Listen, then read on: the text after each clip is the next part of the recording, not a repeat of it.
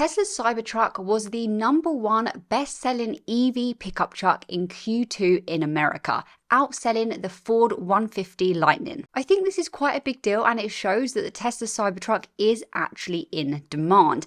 Now, of course, we need to see a couple of things happen. We need to see that the Tesla Cybertruck remains as the best-selling EV pickup truck for many more quarters to come. And we also need to eventually see that it becomes maybe the best pickup truck in America, even, in other places as well, the best-selling pickup truck, period. EV or non-EV, just like the Model Y Tesla vehicle was able to achieve. But still, this is a great sign. The Cybertruck was obviously quite a novel product. It gained a lot of attention. Some people were saying this is really cool when it was first coming out. Some people were saying it's hideous and it will never actually gain any market share. But it truly doesn't look like anything else. It really is one of a kind. It's gaining lots and lots of attention. Celebrities are absolutely loving it. They are not even being paid to endorse it. They are happily buying them, taking pictures of them, sharing them with their, massive audience. We are seeing that even continue now, even though the Cybertruck, launched a little while ago. So then we have to ask ourselves, well, is it just getting attention and is it just getting sales because it is new and people are interested right now? There's a bit of a hype around it and that will die down. I don't think that's going to happen. And I think although it is a very cool, very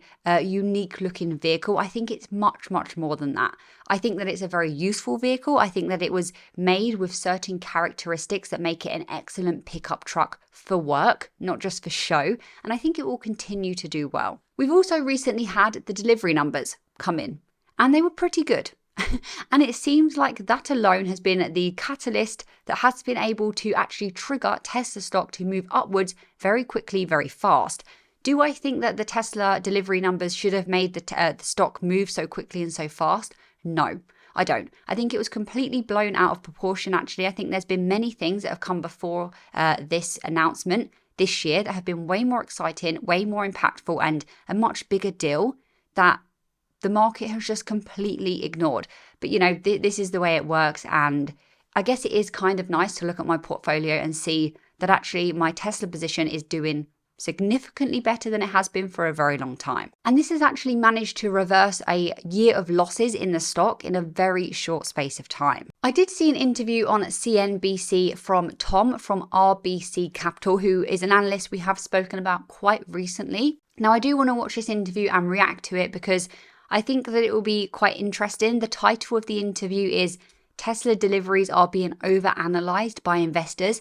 And I do kind of agree with that, so I want to see what else he says. And yeah, let me just play this now and I'll react as we go. Obviously below where we are right now, and you recently reduced your price target just a couple weeks back based on lowered robo-taxi assumptions. How much of the 227 at this point is robo-taxi? I guess you're not expecting much out of the 8.8 event. Well, it's about 52% of my valuation is robo-taxi. Dropped it from about 70%. Look, the stock has run up quite a bit past week or so. This tends to happen with the stock. I doubt a lot of the investors who are pushing the stock up are doing all the rigorous math that I've done. So maybe it's run a little much. I think the delivery number is something that folks are maybe over-analyzing. This is really an autonomy play. August 8th. Just to stop him there quickly, I actually agree with him. I do think that the delivery numbers have been overanalyzed. People are caring about them a little bit too much, in my opinion. He's right. This is more of an autonomy play. There's much more to think about with Tesla and Tesla's future than just one quarter of decent delivery numbers. Yes, they were pretty good compared to what everyone was expecting. They beat the general consensus on estimates. That is great, but it doesn't really matter. Two reasons why. Number one, this is just one quarter of delivery numbers that came in slightly above estimates. And does that really warrant the stock going up by so much in a short period of time? Like, I'm very bullish on this position, but I think it was a little bit of an over-exaggeration because it's just one quarter. One quarter doesn't really matter in terms of EV sales. And the reason for that is because the industry is very cyclical. It's very dependent on the macroeconomic situation. Sometimes the sales in the automotive industry will just be lower because of what's going on. People haven't got the extra funds to fund high-ticketed items. That happens. It's completely normal. Sometimes they will be higher because the economy is better, because of other situations are happening. Again, supply chains feed into this, and that is okay. So I think what's more important than just one quarter is actually the general overall trend that we tend to see. So many quarters we look at in combination with each other. But also, again, the EV portion, how many EVs are being delivered, being sold from Tesla in a given quarter, even overall, looking at the trend, again, isn't that significant in the long term. Why is it not? Well, because Tesla's shifting. The EV sale will become less and less and less significant over time. And when he says that it's an autonomy play, I do agree. I think very quickly we'll see the energy segment take over the EV sales, and then we'll see those two absolutely dwarfed by robotaxi. And then again, it will happen with Optimus. That's just my opinion. I think it's important kind of from a conceptual point of view. You're going to get people like me write these long, flowery reports, but you're not going to get meaningful financial contribution from a robotaxi for a long while. So, yeah, I think we're caught between these two waves of growth. Not sure how much near-term upside is there in the stock, but I do like it.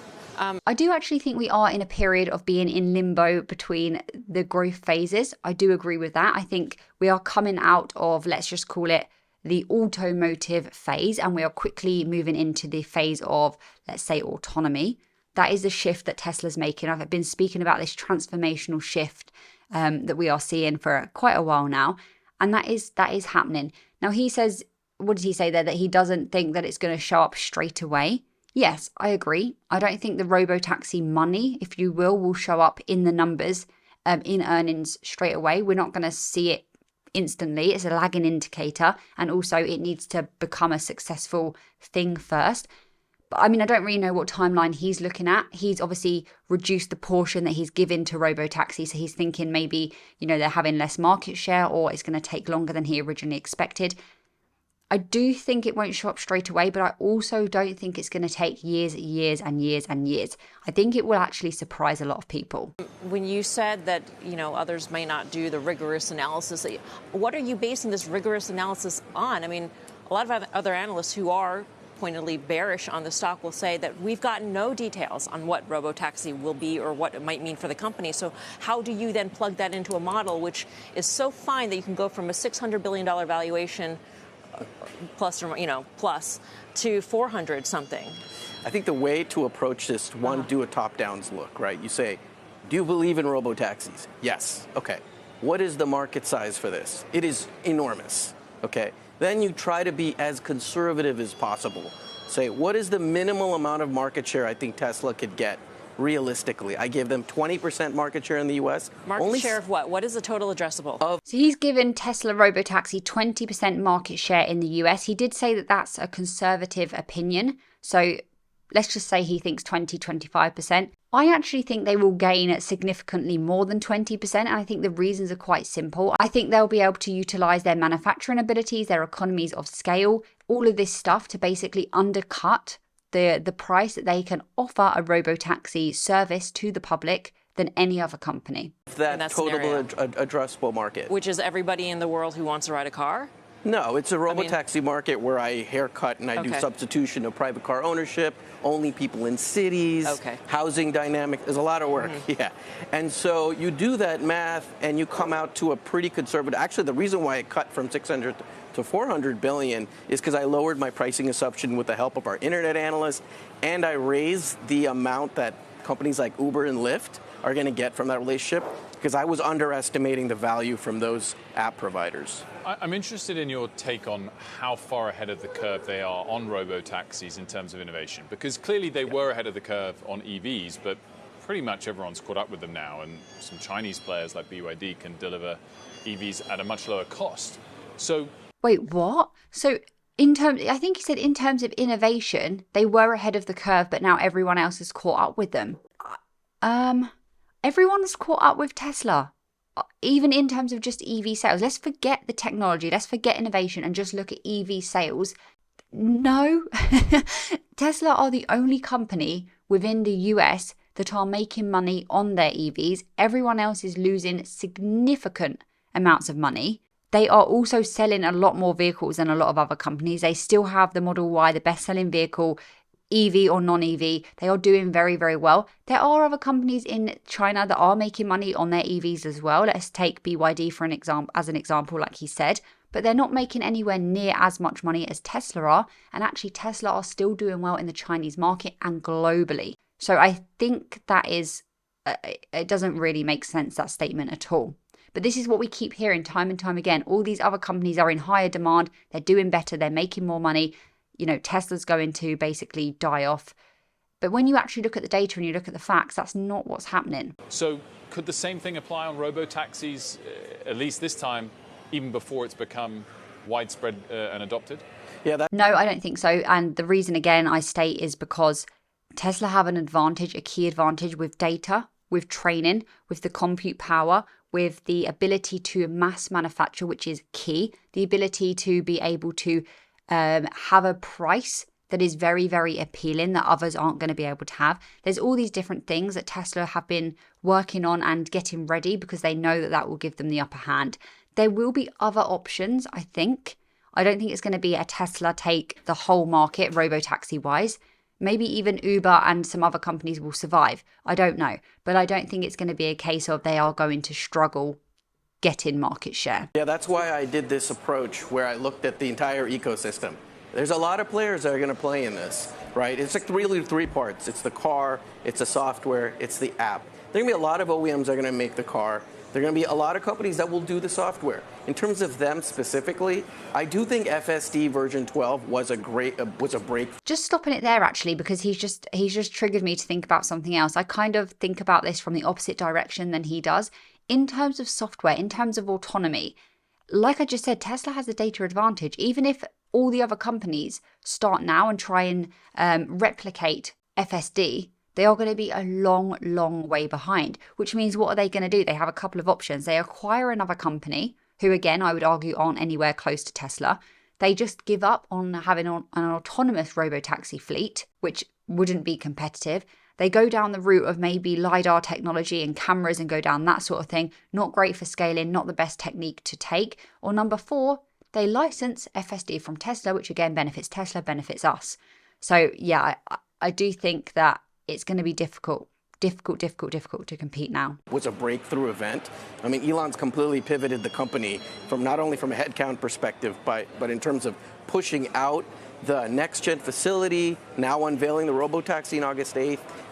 It is a game changer, and they do have the most miles on the road thanks to autopilot, the biggest fleet of cars on the road. There are a couple other companies, obviously. Mobileye is a good notable one. Obviously, GM and Waymo are. So there are going to be a lot of players in the ecosystem. All I'm saying is they will have a big seat at the table. And like I said, 20% market share for their walled garden, I don't think that's unreasonable. And only 7 to 8% in Europe and China. It's because the overall TAM is so big. It's in the trillions of dollars. I'm only saying they're going to get 400 billion of this enormous game-changing market. You say, I mean, the stock has almost erased all of its losses for the year. You said earlier those who are sending it up perhaps now are not doing the rigorous math you do. But has that ever been the case that they do the rigorous math? And does it, and when, if any, does it actually matter? It doesn't. You're absolutely right. You have to do this like second derivative thinking with the stock, right? I think what's important to take away from yesterday is not necessarily the stock price, but it's the fact that people are capitulating on giving up on it, right? People want to be constructive on it.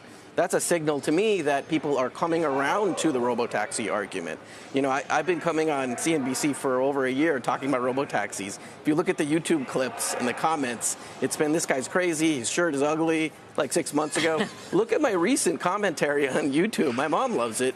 It's more positive. So I think there is a sentiment shift, getting more constructive on this as a reality, not just me with my tinfoil hat on talking about science fiction. So I think people are getting more realistic. I see that as a translation of the stock move, not really that deliveries mean something significant. Cars is only less than 10% of the value of my price target. What about robots? I don't value that. It could be something, but I'm looking only at the businesses that they're actually going to do something with, that I believe they can. And there's something we didn't even talk about, megapacks, energy storage. Right. There's something that came out yesterday, yes. 9.4 record deployment. gigawatt hours. Yeah. Last year, the entire globe, 100. They did that 9 in 1 quarter. They were 15% of the market last year. They're gaining market share. This thing is growing by like 80% this year. It's actually worth more than my car business as well. I don't think many people are talking about energy storage either. I do think he has a point there. I think people are starting to believe that this is actually more realistic as time goes on, and that actually this shift may happen, you know, with autonomy, with robo-taxis. I also agree that energy should not be ignored. It is growing very, very rapidly. Really, really high demand, and it's higher margins than the energy than the EV business. Do not sleep on energy. Honestly, it's going to be big, and it's going to be much bigger than the EV portion, but much smaller than Robotaxi and Optimus. He said there that he's not really paying attention to robotics, to Optimus at the moment, because he's focusing on things that are actually going to be, I don't know, playing a role, or I forgot the words he said. I disagree there. I think we are very much seeing the evidence that Optimus will be a big thing, and it's again going to happen sooner than we think, especially changing Tesla's top and bottom line in the maybe shorter term. But then we move on to other factories, we move on to renting them, leasing them.